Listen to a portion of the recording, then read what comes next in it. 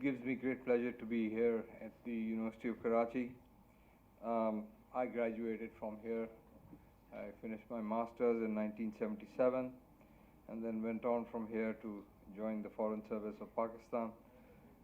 So it's a pleasure for me to be back in this university and in this department where I studied for almost 3 years, doing my bachelor's and my master's. I'm grateful to the Center for International Studies, Sindh, and Karachi University to invite me to speak on this in this conference. And as you know, as you've heard, my subject is Pakistan's contribution to promoting regional and global peace and security. So, to give a brief overview, Pakistan, since its independence, as you just heard from the keynote speaker, has confronted an environment of extreme security challenges ever since its independence.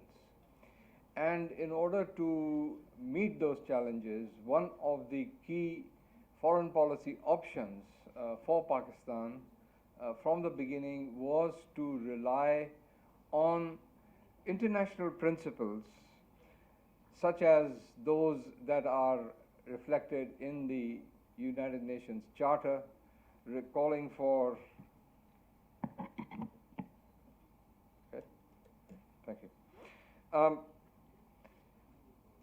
calling for an international order based on peace and security through rules requiring peaceful settlement of disputes and observance of principles of international law. And this was geared primarily from the very beginning towards these principles because of the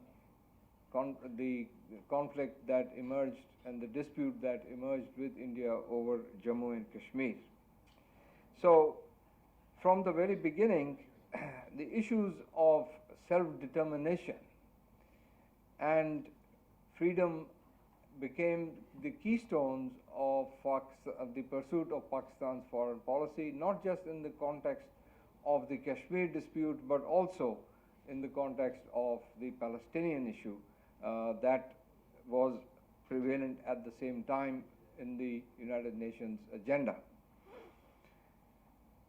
At that time, it was also important for Pakistan to support movements as its own for freedom and support for decolonization of countries that had been colonized by the major powers like British, the French, the Germans, and others all over the world, particularly in Asia and Africa. And so decolonization based on self-determination and equitable development as well as peaceful settlement of disputes were the underlying principles that guided Pakistan's approach towards international politics in those days. And you may not know this, but in many cases of freedom movements, such as the freedom movements of the North African countries, the Moroccans, the Algerians, and the Tunisians, Pakistan played a proactive role. In fact, many of the leaders of these countries, which were under French occupation, were provided with Pakistani passports and given Pakistani nationality, in fact, to be able to pursue their freedom struggle at the international level. So this was one of the examples. Another very important example was the support that was given by Pakistan to the independence movement of Indonesia against the Dutch. So these were key examples, and then of course later on also in Africa with the support to the South Africans, to Mozambique, to Angola, and several other countries that were struggling against colonialism during that period.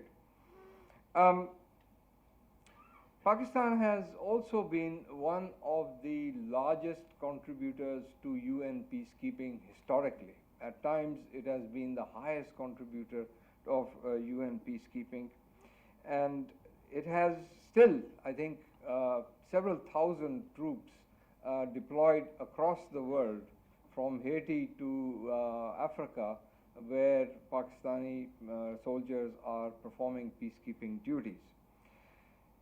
Pakistan played a key role in the rapprochement between China and the United States at the end of the Vietnam War. And you know that this was a policy of trying to bridge the two countries with which Pakistan maintained close relations. The United States and China were two countries that we maintained close relations despite the fact that there were deep-rooted differences between these countries. And the fact that this was done successfully is a tribute to the foreign policy establishment of Pakistan and the way that they managed this relationship, and eventually then were in a position to facilitate a rapprochement between these countries at their request. Similarly, in 1979, when the Soviet Union invaded Afghanistan, and Pakistan was virtually for the first year or so in an isolated state where it was confronted by a security threat by the Soviet Red Army on its western front and the allied Indian Army on its eastern front.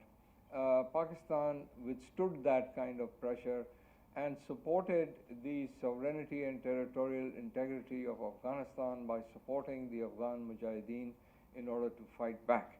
It was only a year or so later that the US-led international community effort started to help the Soviet Union, and eventually, when the time came, it was Pakistan-led effort through the Geneva process, the proximity talks in Geneva, that led to the withdrawal of Soviet forces, that led to the re-establishment or the return towards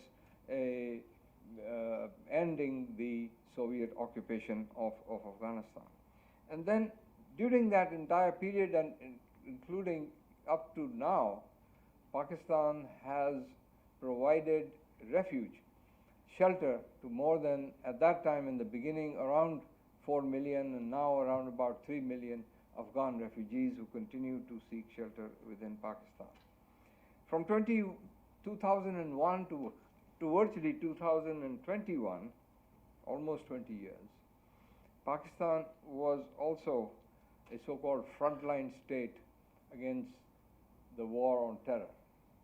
And in this process, for the longest time, ever since actually the American invasion of Afghanistan took place, Pakistan had argued that there had to be a difference in the war against terror, against Al-Qaeda and other terrorist organizations, and in the treatment and outreach towards the Afghan Taliban, and treating them together without distinction was a mistake. Eventually, after 20 years, the US recognized this difference, and the rest, as you know, led to the agreement between them and the Taliban and their withdrawal. Even today, in this world of great power rivalry, Pakistan is trying to play a role which is constructive. It seeks to have balanced relations with all the major powers, and it also advocates that instead of a confrontational relationship between the United States or China or United States or Russia, the three major powers should actually resolve their differences and accept their mutual interests and work out an international environment which is based on security and mutual compromise. Now, let me say a few words in the area where I have worked, and that is with regard to weapons of mass destruction, and how in this very critical area Pakistan has played a significant role. And when we are talking of weapons of mass destruction, you're basically talking about chemical weapons, biological weapons, and nuclear weapons. So Pakistan has been the founding member of the Biological Weapons Convention and the Chemical Weapons Convention. It has, since its independence, advocated nuclear disarmament and the peaceful uses of nuclear technology. However, it was due to India's great power ambitions which led to the Indian nuclear test of 1974 and changed the nuclear dynamics in South Asia, forcing Pakistan to pursue its own nuclear program. But what is less known are the efforts that Pakistan made after the Indian nuclear tests to actually avoid the nuclearization of South Asia and the proliferation of nuclear proliferation in South Asia. Now let me outline to you very briefly what those initiatives were. First, to declare South Asia as a nuclear weapon-free zone, to accept the Indian Ocean as a zone of peace, to promote the idea that nuclear weapon states would provide negative security guarantees to non-nuclear weapon states, means that nuclear weapon states would not attack states that do not have nuclear weapons with nuclear weapons. It proposed a joint Pakistan-India declaration renouncing nuclear weapons in 1978. It called for mutual inspections of each other's nuclear facilities in 1979. It called for simultaneous adherence to the Nuclear Non-Proliferation Treaty, again also in 1979. The simultaneous acceptance of full-scope safeguards of the International Atomic Energy Agency. It proposed a no-war pact with India in 1981, or a bilateral or regional nuclear test ban treaty in 1988. One of the efforts succeeded, and that was agreement on non-attack on nuclear facilities. And this succeeded only because by that time, 1989, Pakistan had made sufficient progress in developing its own nuclear weapons capability, although it had not conducted a hot test as the 1974 Indian test, but it certainly had the capability and the Indians knew it. And that is when deterrence, nuclear deterrence, actually came into being. And so this one agreement on non-attack on nuclear facilities took place.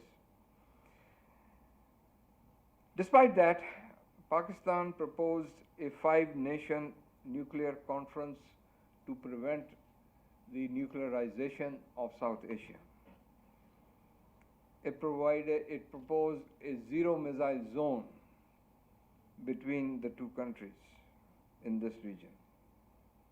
And even after the 1998 nuclear tests, Pakistan proposed a strategic restraint regime which would reject the development of destabilizing capabilities such as anti-ballistic missile systems or submarine-launched ballistic missile systems, which, of course, because the Indians did not accept this idea of a strategic restraint regime, are a reality today.